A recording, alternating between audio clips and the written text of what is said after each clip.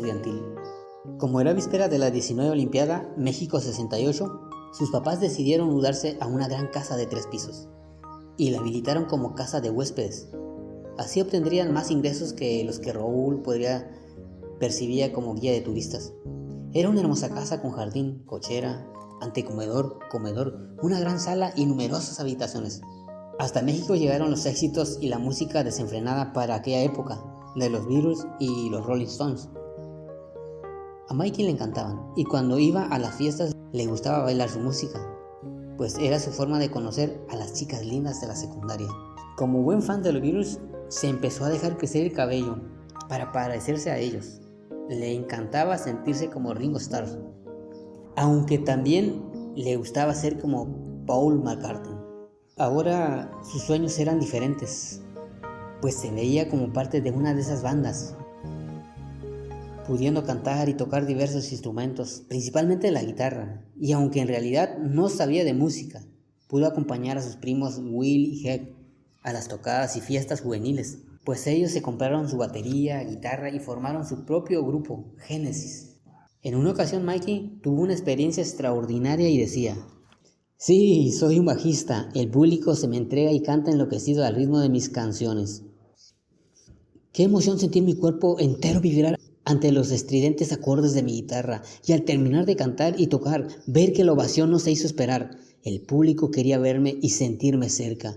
Así que me aventé un clavado entre la muchedumbre, tan exaltado que sentí cómo fluía como la corriente de un río, entre sus manos y brazos, deslizándome extasiado en ese camino eufórico sin fin". Al día siguiente la realidad fue muy diferente. Llegó el tío Lee para llevarlo a la peluquería. "Aquí nada de Beatles, y te me cortas el pelo pero ya". De esta manera Mikey vio cómo lentamente sus cabellos castaños caían en el piso de la peluquería, conteniendo las lágrimas con rabia e impotencia. Mikey empezaba a sentirse harto, ya que solamente le hacían caso para regañarlo o llamarle la atención. Su papá, su abuelita, su tío, todo mundo imponiendo condiciones y reglas. Así que decidió desafiarlos. Se encontró una trenza que Mami Betty guardaba y una tira de hule, en la cual ingeniosamente cosió el cabello de la trenza alrededor de aquella, logrando hacer una peluquita, y para que el plástico no se notara, se compró una gorra. Ya poniéndose la peluca parecía su cabello real, así que salió al encuentro de sus amigos de la secundaria, en la colonia Villa de Cortés. Con ellos sí se sentía aceptado y querido. Las escapadas se hacían cada vez más frecuentes y ahí era donde Mikey se sentía feliz. Podía escuchar y bailar la música que más le encantaba, y fue cuando aprendió a fumar. Al principio cigarrillos comunes y después pudo probar la mota. Y al hacerlo, sentirse verdaderamente libre y en pleno contacto con la naturaleza en cada viaje. Sus amigos le comentaron: "Hay que conseguir dinero para irnos a Oaxaca, ahí está María Sabina, dicen que te da a comer unos hongos que te hacen sentir en verdadera órbita. Ya verás que te vas a olvidar de todo lo malo, de tu abuela, de tus papás y de tu tío. ¿Cómo ves?".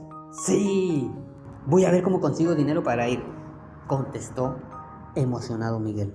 En ese tiempo a sus papás se les ocurrió irse de viaje a Veracruz con su pequeña hermanita, y a él lo dejaron en casa bajo el cuidado de la servidumbre y abuelita Pita.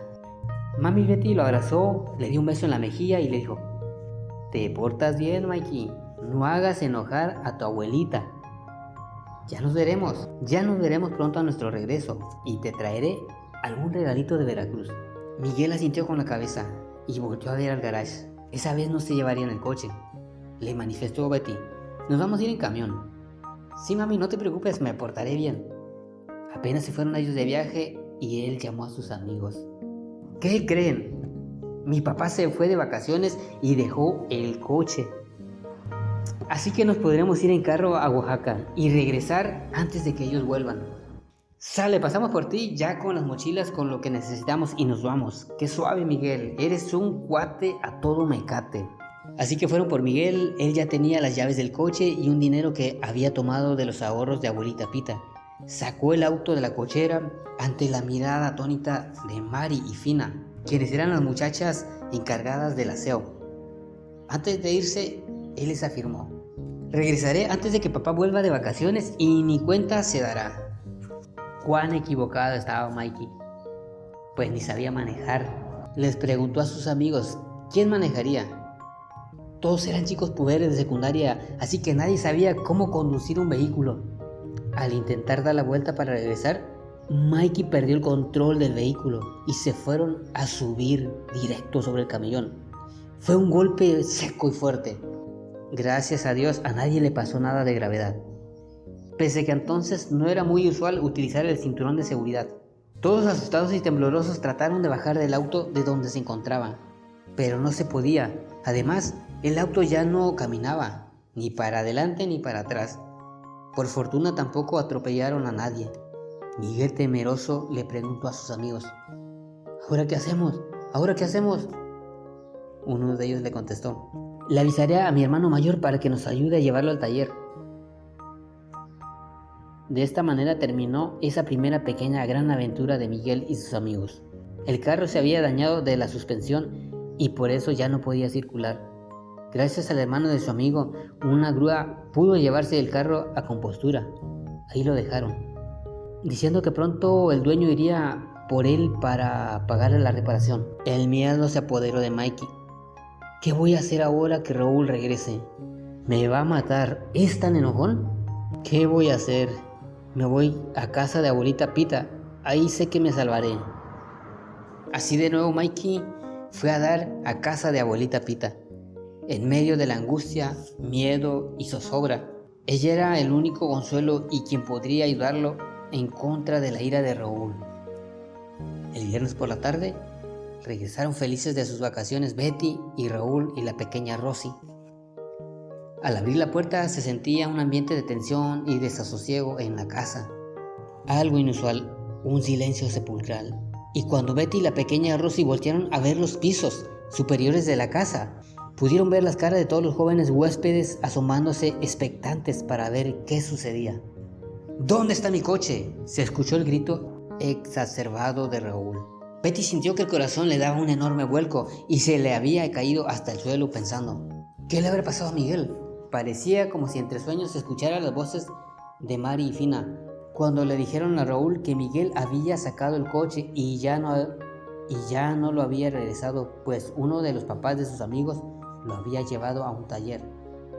Le habían dejado los datos a ellas y que Miguel se había ido a casa de su abuelita. Momentáneamente, Betty sintió alivio al enterarse de Mikey estaba bien, pero de nuevo volvió su sobresalto al escuchar lo iracundo que estaba Raúl. ¿Cómo es posible? Lo voy a buscar, me las va a pagar. ¿Cómo se atrevió a sacar mi carro sin mi consentimiento? ¿Cómo voy a pagar la compostura si no voy a poder trabajar sin carro? Raúl, como guía de turista, requería del carro para viajar. Dando un portazo salió iracundo de su casa rumbo a la de la abuelita Pita, que quedaba muy cerca de ahí.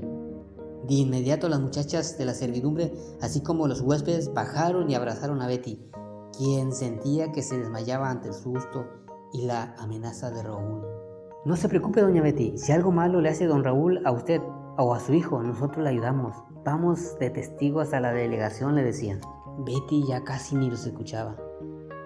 Hacia sus adentros ella oraba y suplicaba a Dios y a la Virgen de Guadalupe que Mikey no estuviera en casa de su abuelita, pues tenía mucho miedo de que Raúl, tan enfurecido como estaba, lo fuera a golpear y lastimar.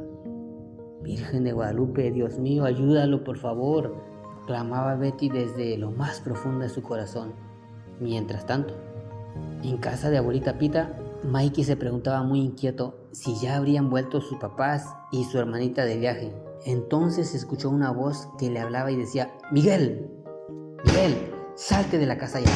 Mikey, sorprendido, volteó hacia donde se escuchaba la voz y vio el cuadro en blanco y negro de Betty, quien ahora con dulzura le sonreía. Vete ya. Volvió a escuchar la voz. Él sintió la convicción de que debía de hacerlo. Así que tomó una mochilita donde ya había puesto su ropa al salir de la casa paterna. Le pidió prestado 10 pesos a su abuelita Pita, le dio un beso en la mejilla y se despidió de ella diciéndole: No tardo, volveré. Milagrosamente Mikey alcanzó a salir del departamento y del edificio pocos minutos antes de que Raúl llegara. Salió de la puerta hacia el lado derecho, corriendo hacia la casa de sus amigos en la colonia Villa de Cortés. En tanto Raúl llegaba por el flanco izquierdo, entró al edificio y con sus fuertes toquidos casi derriba la puerta del departamento. Como abuelita Pita no oía, después de varios minutos por fin abrió. Raúl irrumpió iracundo en el pequeño departamento de abuelita Pita, buscando a Miguel por todos lados, hasta por debajo de la cama. Él no estaba. Abuelita Pita le comentó a Raúl que Mikey se acababa de ir hace unos minutos.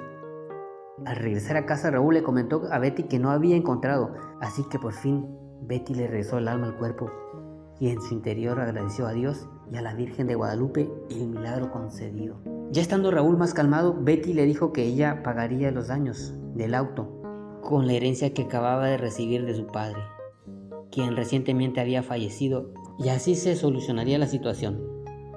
Finalmente, él accedió. Betty ni se imaginaba que este era el inicio del calvario que viviría entre apariciones y desapariciones de Miguel, teniendo que interceder por él ante Raúl y además empezar a visitar hospitales psiquiátricos.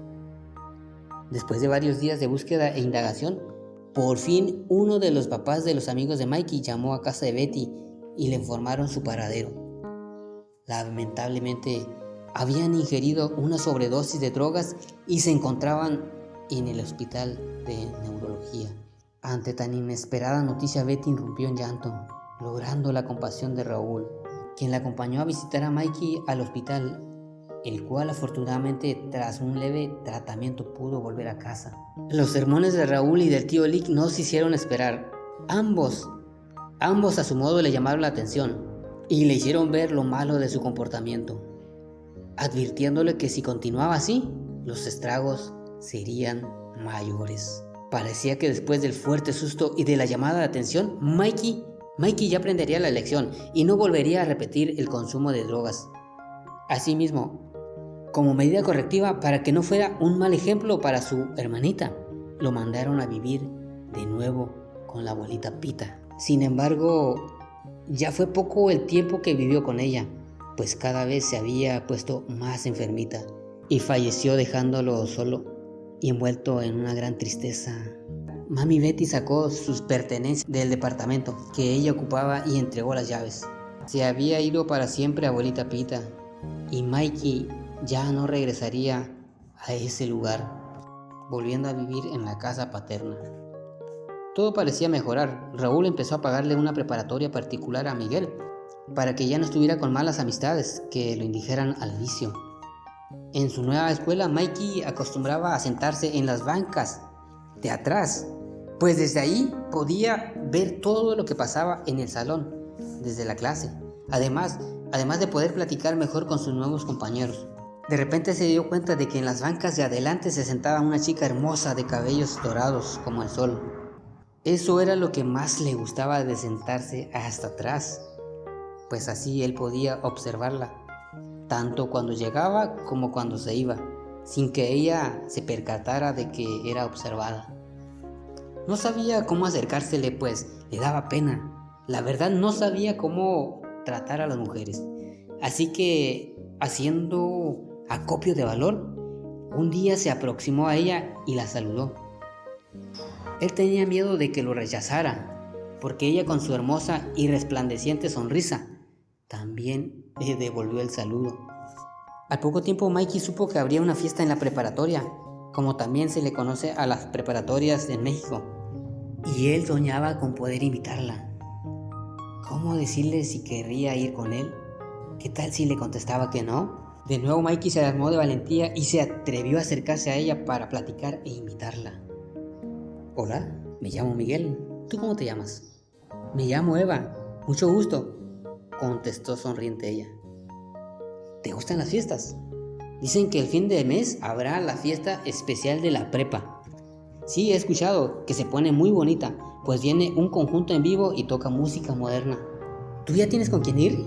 No, me han invitado a ir otros chicos, pero no me gusta que se acerquen a mí y me hablen pensando que soy bonita, fácil y tonta.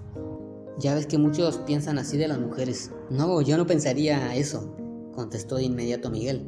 Bueno, yo te aviso en clase y me he dado cuenta de que eres lista y estudiosa y además de hermosa. Eva sonrió con agrado ante el comentario de Miguel. Continuaron platicando un rato hasta que por fin él se atrevió a invitarla a la fiesta. ¿Te gustaría ir a la fiesta conmigo? Claro que sí, con mucho gusto iré. Además, me parece que eres nuevo en el salón y no eres malhora como los demás.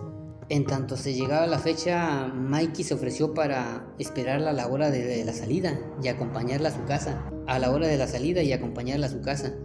Él se sentía verdaderamente entusiasmado de que una chica tan linda aceptara salir con él.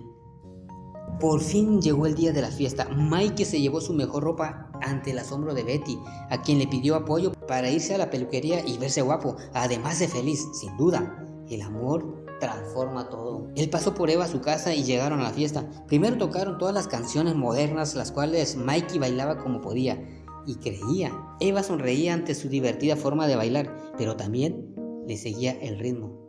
Al final empezaron a tocar música calmada, de la que se podía bailar de a cachetito. Mikey no sabía cómo bailar este tipo de canciones, pero Eva se acercó y se recargó en su hombro poco a poco, sin darse cuenta.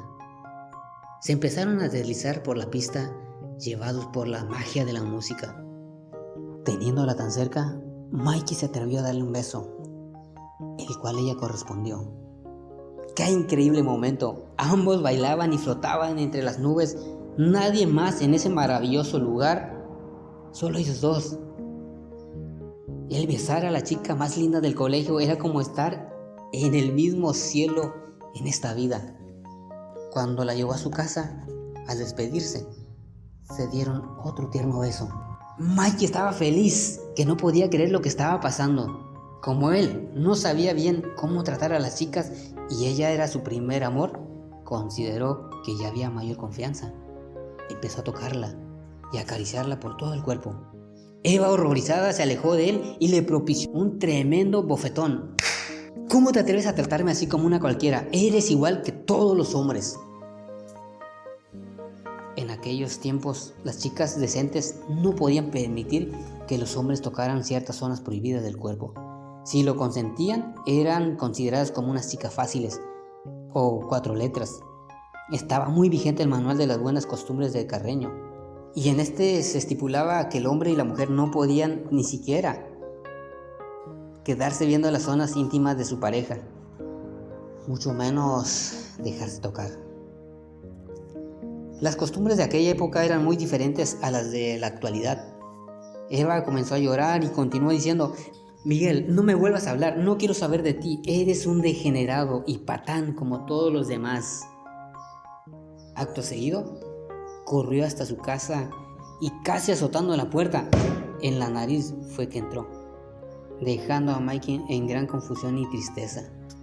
Yo creí que así se trataban los novios, pensaba. Se prometió a sí mismo no volverlo a hacer y reconquistar a su amor. A la siguiente semana, él acudió a la escuela con un ramo de flores y unos chocolates para acercarse a ella y pedirle perdón, pero ella simplemente lo ignoró y se apresuraba a salir rápido del salón, rodeada de sus amigas, para no estar sola y así él no se le pudiera aproximar. Mikey se sentía muy triste por su rechazo y sobre todo por su indiferencia. Ya casi no podía poner atención en clase, pensando en su frustrado amor y por la gran vergüenza que sentía cuando oía a las amigas de Eva cuchichear, imaginando que podían estar hablando mal de él. Ante la decepción y pena, decidió no volver a clase.